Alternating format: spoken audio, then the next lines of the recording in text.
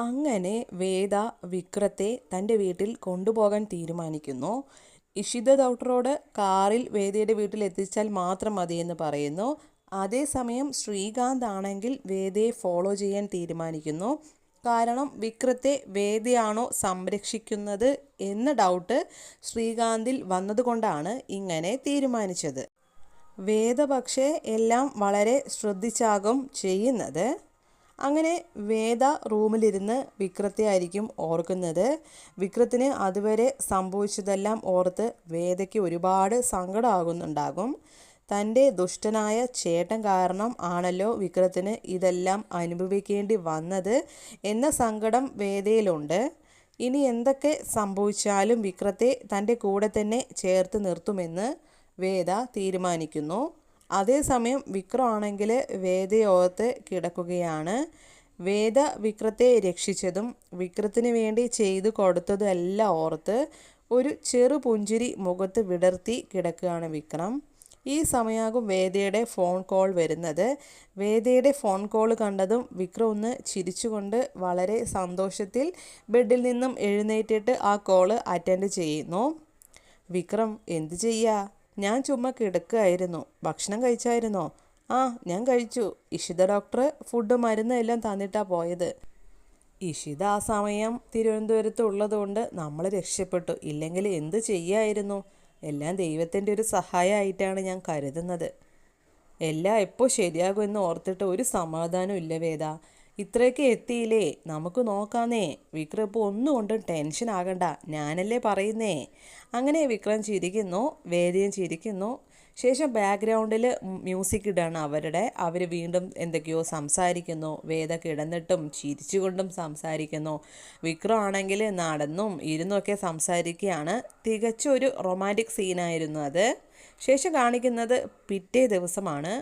വേദ ഇഷിത ഡോക്ടറെ വിളിച്ച് അന്നത്തെ രാത്രിയിലെ കാര്യങ്ങളെല്ലാം പ്ലാൻ ചെയ്ത് പറയുന്നു. ഇഷിത ഡോക്ടറും വേദയും കാര്യങ്ങളൊക്കെ സംസാരിക്കുന്നു. അതിനുശേഷം ഫോണ് കട്ട് ചെയ്യുകയാണ്.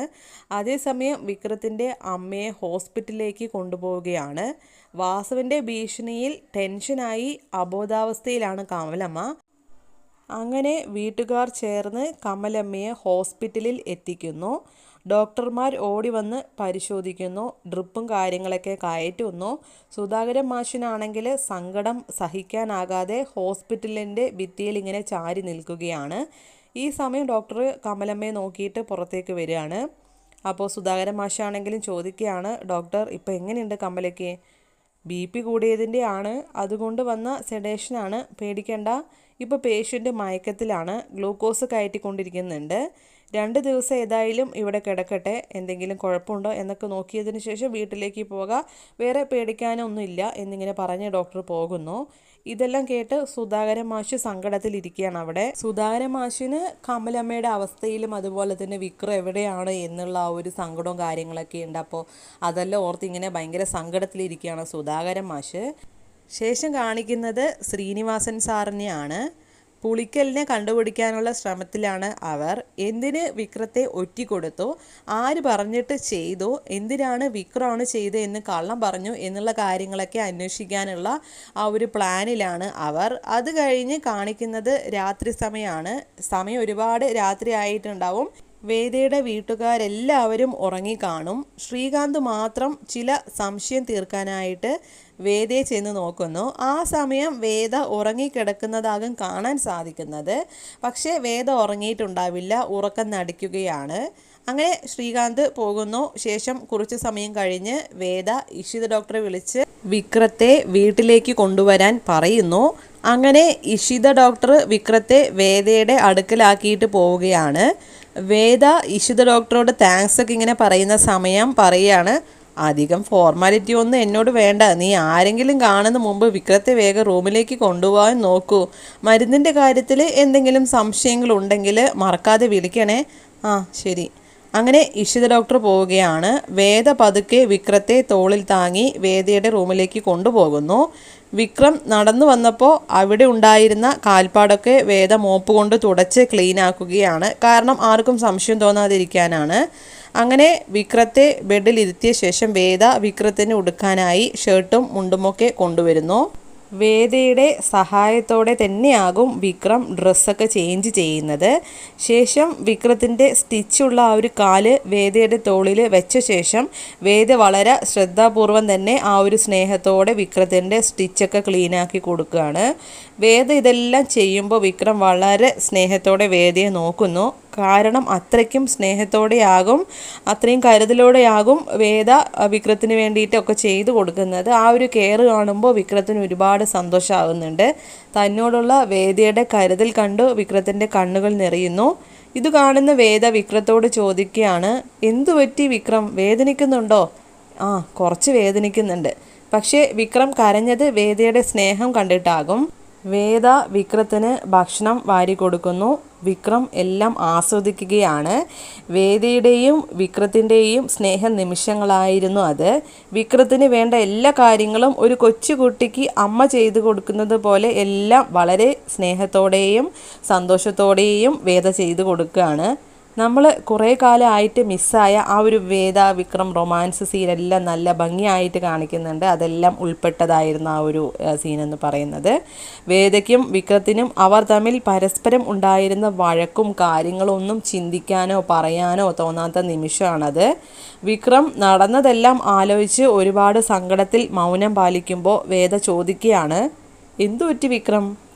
അല്ല, ഞാൻ ഇതുവരെ നടന്നതൊക്കെ ആലോചിക്കുകയായിരുന്നു. ഇതെല്ലാം ഒന്ന് വേഗം ശരിയായാൽ മതിയായിരുന്നു. അച്ഛനുമായിട്ടുള്ള പ്രശ്നങ്ങൾ തീർന്ന ശേഷം ഒരു ശാന്തമായ ജീവിതം ആഗ്രഹിച്ചിരുന്ന ഞാനാണ് ഇപ്പോൾ ഇതുവരെ എത്തി നിൽക്കുന്നത്. ഇപ്പോൾ പുറത്തിറങ്ങാൻ പോലും ഒരു നിവൃത്തിയില്ലാത്ത അവസ്ഥയിലായിപ്പോയി. അച്ഛൻ ഒരുപാട് പ്രതീക്ഷകളായിരുന്നു. ഇപ്പോൾ അച്ഛൻ ഒരുപാട് വിഷമിക്കുന്നുണ്ടാവും. എല്ലാം ശരിയാകും വിക്രം, ഞാനല്ലേ പറയുന്നേ. ഇത് വേദയുടെ വാക്കാണ്.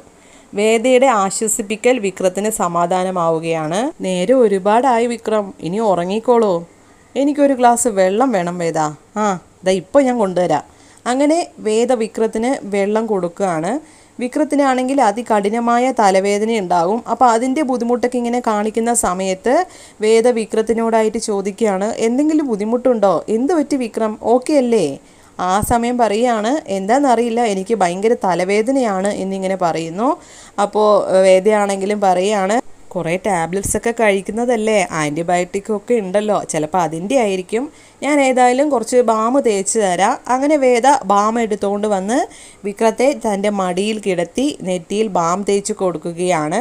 വിക്രത്തിന് അത് നല്ല ആശ്വാസം ഉണ്ടാകും. അപ്പോൾ വേദയാണെങ്കിലും വിക്രത്തിന് അങ്ങനെ ആ ഒരു ബാമൊക്കെ ഇങ്ങനെ തേച്ച് കൊടുക്കുന്ന സമയത്ത് ആ ഒരു ആശ്വാസത്തിൽ വിക്രം ഉറങ്ങുകയാണ്. അതേസമയം വേദയാണെങ്കിൽ ഉറങ്ങിയിട്ടുണ്ടാവില്ല. വിക്രത്തെ തൻ്റെ മടിയിൽ കിടത്തി അങ്ങനെ തലേക്ക് ഇങ്ങനെ തലോടിക്കൊണ്ടിങ്ങനെ അവിടെ ഇരിക്കുകയാണ് വിക്രത്തെ നോക്കിക്കൊണ്ട്. അങ്ങനെ നേരെ ഒരുപാടായിട്ടും വേദ അങ്ങനെ അറിയാതെ ഉറങ്ങിപ്പോവാണ് കട്ടിലിങ്ങനെ ചാരിയിട്ട്. അതേസമയം വിക്രം കണ്ണു തുറന്ന് നോക്കുമ്പോൾ വേദയുടെ മടയിൽ തന്നെ ആയിരിക്കും വിക്രം ഉണ്ടാവുക. വേദയാണെങ്കിൽ ശരിക്കും ഒന്ന് കിടന്നിട്ട് പോലും ഉണ്ടാവില്ല, അവിടെ തന്നെ ഇരുന്ന് ഇങ്ങനെ ഉറങ്ങുന്നുണ്ടാവും. അപ്പോൾ അത് കാണുമ്പോൾ ശരിക്കും വിക്രത്തിന് ഒരുപാട് സങ്കടമാവുന്നുണ്ടാവും. എനിക്ക് വേണ്ടിയിട്ട് ഇങ്ങനെ ഉറങ്ങാതെ ഇത്രയും എന്നെ സ്നേഹിക്കുന്നുണ്ടല്ലോ വേദ എന്നുള്ള ഒരു ചിന്തയായിരിക്കും വിക്രത്തിനാണെങ്കിൽ. എന്നിട്ട് വേദ ഇങ്ങനെ നോക്കിക്കൊണ്ട് നിൽക്കുകയാണ്. വിക്രം ആണെങ്കിലും